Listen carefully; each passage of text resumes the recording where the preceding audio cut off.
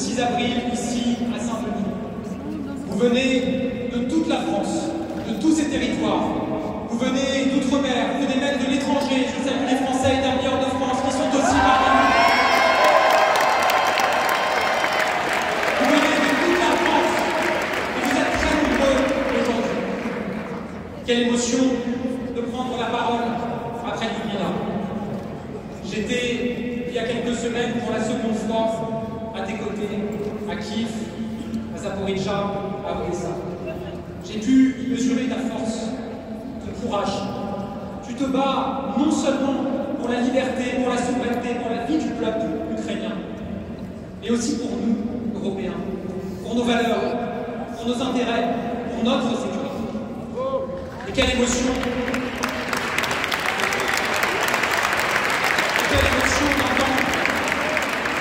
Le témoignage de Salomé Zourabichvili. Vous savez mieux que personne combien nos institutions sont menacées par l'ingérence, la désinformation. Vous incarnez la démocratie et les libertés. Vous êtes le courage face à leur guerrière. Alors mes chers amis, soyons à la hauteur de leur présence et levons-nous, applaudissons une nouvelle fois.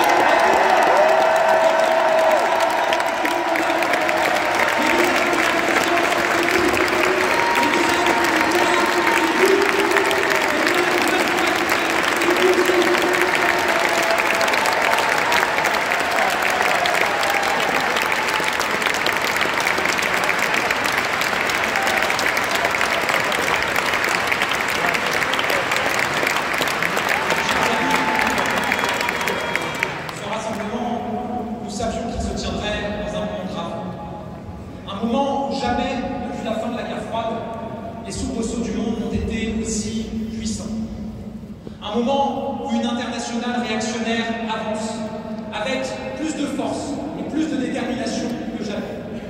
Oui, partout dans le monde, nous faisons face à une offensive sans précédent des réactionnaires, de ceux qui musellent la liberté d'expression, remettent en cause la démocratie, rejettent la science, veulent enfermer les femmes, exclure les minorités. Ce sont eux qui en Russie veulent asservir le peuple ukrainien, coupable de vouloir vivre en démocratie. Ce sont eux qui, aux États-Unis, veulent remettre en cause les libertés, mener la guerre à la diversité jusqu'ici, en Europe. Ce sont eux qui, en Hongrie, s'en prennent aux droits des femmes, des personnes LGBT, veulent faire taire la liberté de la presse.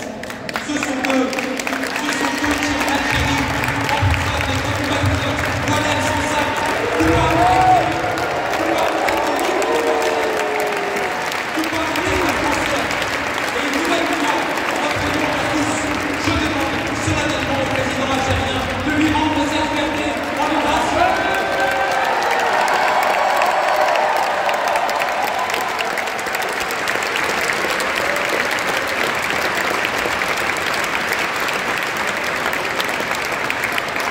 La souveraineté d'un État libre. Oui, cette offensive mortifère avance partout dans le monde. Et leurs visées sont claires. S'en prendre partout où c'est possible aux valeurs de liberté et de démocratie. Et depuis lundi, on a vu cette offensive se tourner vers la France. Oui, depuis lundi, on a vu Vladimir Poutine, Donald Trump, Elon Musk, J.D. Vance et bien d'autres s'en prendre de concert à la justice française, aux institutions françaises, aux fondements de la démocratie française. Une ingérence sans précédent. Une ingérence sans précédent au profit de qui? Au profit d'un de leurs prestataires de services chez nous, le Rassemblement national, qui multiplie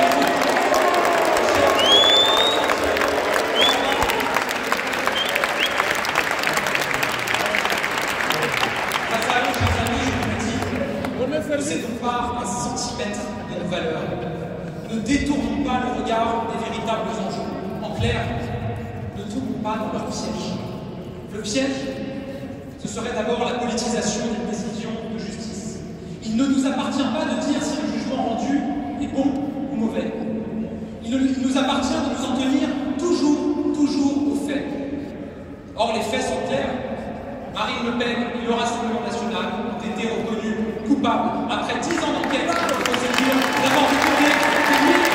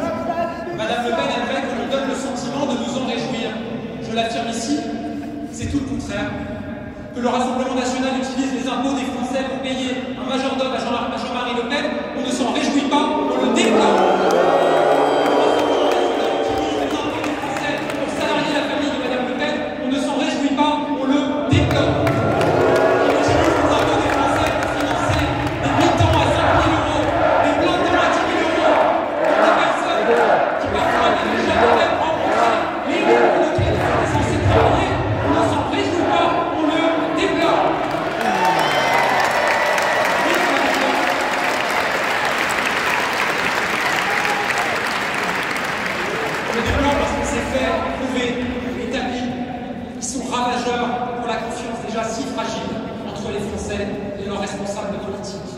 La seule chose dont nous devons nous réjouir, c'est de vivre dans un pays où la justice peut juger en toute indépendance ses responsables politiques, comme elle l'a fait par le passé avec d'autres partis politiques.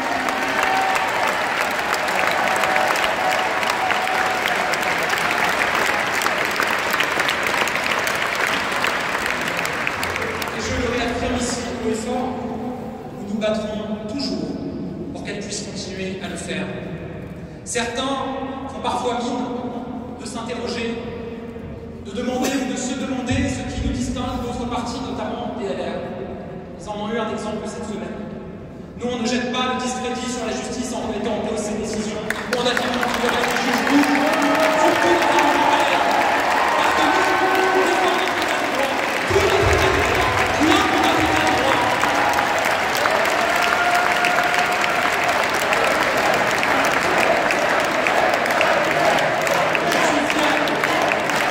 Je remercie ceux qui se sont exprimés courageusement, Prisca Thévenot, Olivia Grégoire, David Abdel, Pierre-Alexandre, Pierre Pasteur, Montage, Ambroise Léjean, Anne Gentel et bien d'autres. Vous avez défendu courageusement la seule ligne qui vaut comme on défend notre état de droit. Vous avez été parfois bien seul, mais vous avez tenu. Parce que même dans le brouillard actuel, nos valeurs, à nous, elles sont claires. Le second piège, ce serait de se laisser embarquer dans ce réflexe de caste politique qui se protège elle-même. Ce piège qui consisterait à faire passer pour des victimes ceux qui ont agi en coupables. On le savait, souvent RN varie. Et il est devenu le parti du deux poids, deux mesures. C'est le parti qui demande de la fermeté pour tous, sauf pour lui. C'est le parti qui demande l'inéligibilité à vie pour tous, sauf pour ses élus. Le parti qui considère qu'il ne faut immunité pour personne, sauf pour Madame Le Pen. Je le dis sincèrement, notre combat pour l'autorité, c'est un combat pour l'autorité de la règle. Comment être crédible face à un mineur délinquant si les politiques n'ont pas à respecter les règles? On se bat chez Renaissance pour en revenir à des choses simples. Tu l'as dit, Ambroise, tu casses, tu répares, tu salis, tu nettoies. On dit aussi, tu souffles. Ça ne peut pas tenir si l'exemplarité n'est pas parmi nous. Alors je le dis, tu votes, tu paies, surtout quand on est un responsable politique.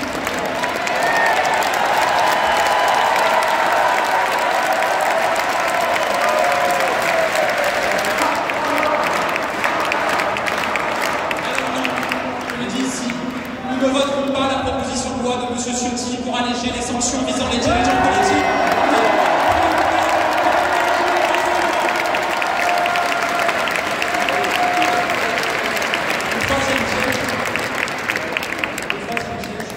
Ce serait d'accepter la banalisation des outrances. Elles ont été nombreuses depuis lundi, les outrances. Dénonçons-les, toujours. Car si on ne le fait pas, personne ne le fera. Quand Jordan Bardella affirme que la justice est l'ennemi de la démocratie, c'est notre démocratie qui en sera abîmée si nous ne disons rien. Quand un cadre du RN compare le verdict de la justice française à la Shoah, c'est la mémoire des victimes de l'Holocauste qui en est celle si nous ne disons rien. Et que dire quand Marine Le Pen ose se comparer à Alexei Navalny, cet opposant russe à Vladimir Poutine, assassiné par le régime? Que dire alors même que les liens de son parti avec le Kremlin sont établis, alors même que ses élus ont voté contre le soutien à Navalny au Parlement européen? Je le dis ici, Madame Le Pen, vous n'êtes pas Alexei Navalny, vous êtes l'un des pions de son bourreau.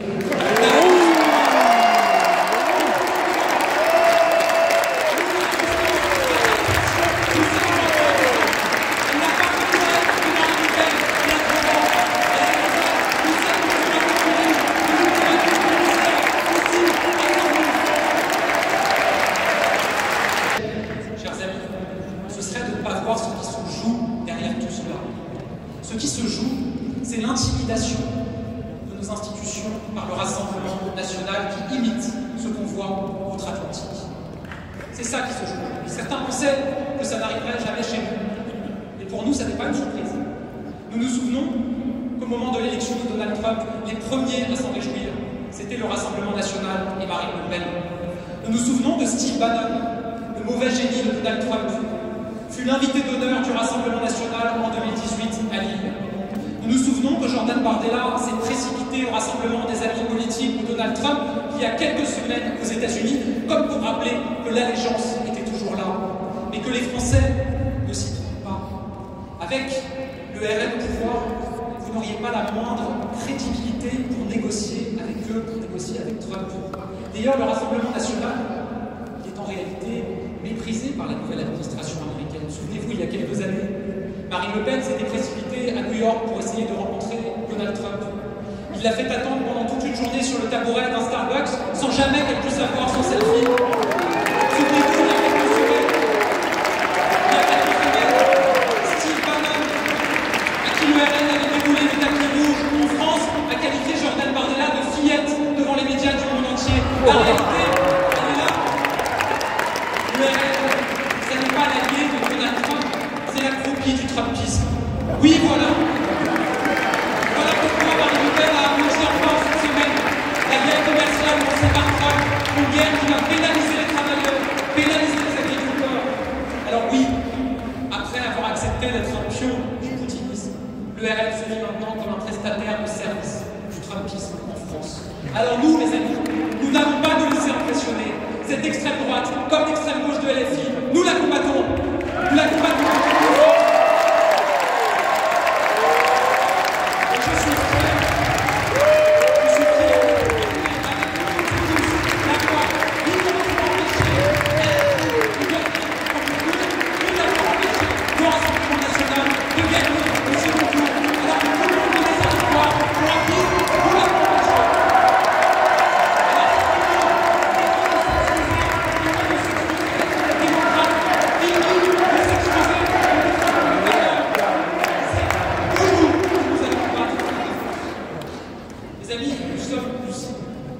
Nous avons empêché LFI et le Rassemblement national de sortir vainqueur de l'élection l'été dernier.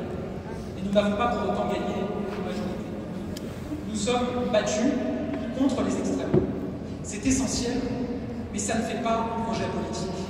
Alors je veux qu'ensemble, à nouveau, nous nous battions pour défendre un projet, pour devenir une force d'attraction dans la vie politique, pour devenir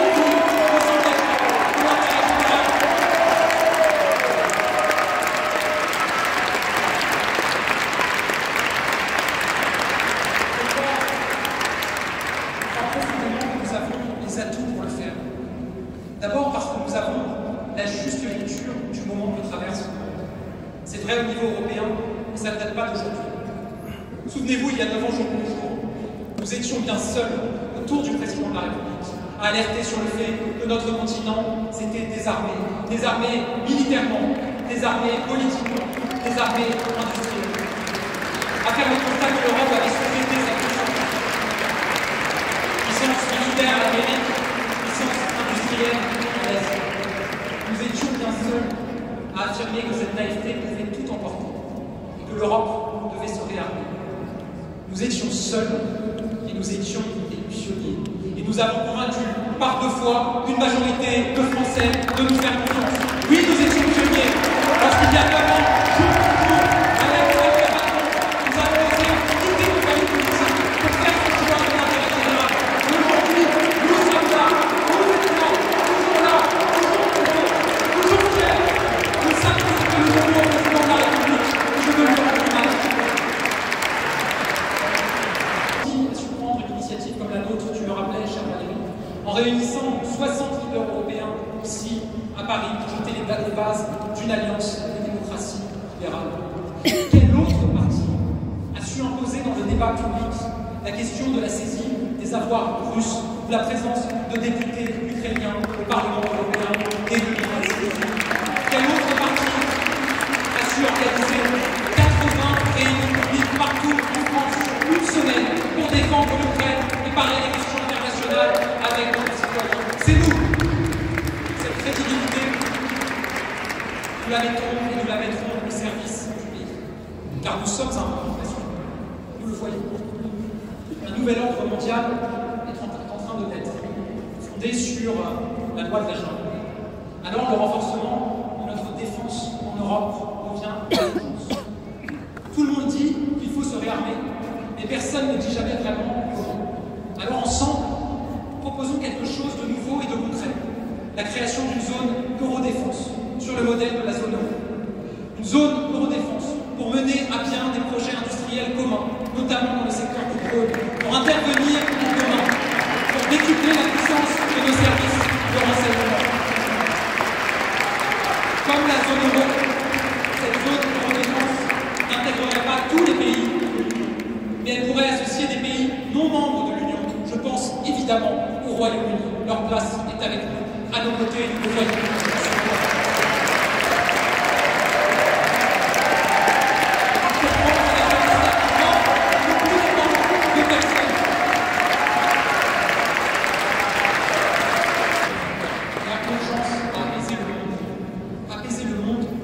Voilà un objectif à la hauteur de notre ambition. Apaiser le monde alors que depuis 2 jours, le monde est entré dans une nouvelle ère, celle d'une guerre commerciale sans précédent déclenchée par Donald Trump. Ces décisions destructrices, avec des droits de douane qu'on n'avait pas vus depuis près d'un siècle, font déjà s'effondrer la croissance américaine, mais elles pourraient faire éclater l'Europe. Ne nous trompons pas. Que veut Donald Trump? Pas simplement régler un différend commercial. Il veut que l'on déroule le tapis rouge à ses proches. L'administration Trump exige que l'on démantèle les règles européennes qui régulent le numérique, X, d'Elon Musk et d'autres. L'administration américaine veut que l'on renonce à faire payer aux entreprises américaines leur juste part fiscale. On oublie la lutte contre les discriminations et pour l'inclusion. Tout cela au profit de quelques grands groupes américains et de quelques idéologues américains. C'est à se demander si, avec cette administration, les États-Unis ne sont pas passés d'un pays ayant beaucoup de milliardaires, ce qui n'est pas un mal en soi, à un petit groupe de milliardaires ayant pris les commandes d'un